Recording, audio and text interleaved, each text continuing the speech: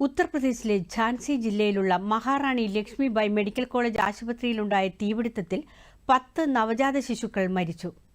ഇതിൽ ഇനിയും തിരിച്ചറിയാനുള്ള 3 കുഞ്ഞുങ്ങളുടെ DNA പരിശോധന നടത്തുമെന്ന് ഉത്തർപ്രദേശ് ഉപമുഖ്യമന്ത്രി ബ്രജേഷ് പഥക് പറഞ്ഞു. അന്വേഷണം നടത്തി 24 മണിക്കൂറിനുള്ളിൽ റിപ്പോർട്ട് സമർപ്പിക്കാൻ പ്രാദേശിക ഭരണകൂടത്തിനോട് ആവശ്യപ്പെട്ടതായും അദ്ദേഹം പറഞ്ഞു.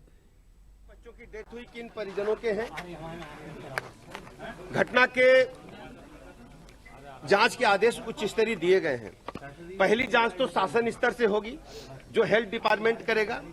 दूसरी जांच पुलिस प्रशासन और जिले के स्तर से होगी जिसमें फायर विभाग की भी टीम शामिल होगी।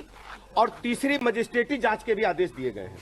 हर स्थिति में घटना के कारणों का पता लगाया जाएगा और जो भी कारण होंगे वो आपके समक्ष हम प्रदेशी जनता के समक्ष आपके माध्यम से रखेंगे।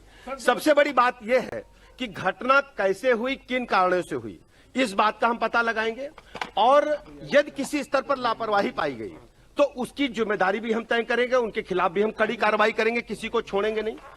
बच्चों के परिजनों के साथ പരിക്കേറ്റ 16 കുഞ്ഞുങ്ങളുടെ നില ഗുരുതരമാണ്. ഇന്നലെ രാത്രിയോടെ നവജാത ശിശുക്കളുടെ തീവ്രപരിചരണ വിഭാഗത്തിലാണ് തീപിടുത്തമുണ്ടായതെന്ന് അധികൃതർ അറിയിച്ചു. ഓക്സിജൻ കോൺസെൻട്രേറ്ററിലുണ്ടായ ഷോർട്ട് സർക്യൂട്ടിനെ തുടർന്നാണ് തീപിടുത്തമുണ്ടായതെന്നാണ് പ്രാഥമിക വിലയിരുത്തൽ. രാഷ്ട്രപതി ദ്രൗപദി മുർമു ദുഃഖം രേഖപ്പെടുത്തി. പരിക്കേറ്റ കുഞ്ഞുങ്ങൾ വേഗം സുഖം പ്രാപിക്കട്ടെയെന്ന് അവർ എക്സിൽ കുറിച്ചു. സംഭവത്തിൽ ജുഡീഷ്യൽ അന്വേഷണവും പ്രഖ്യാപിച്ചിട്ടുണ്ട്.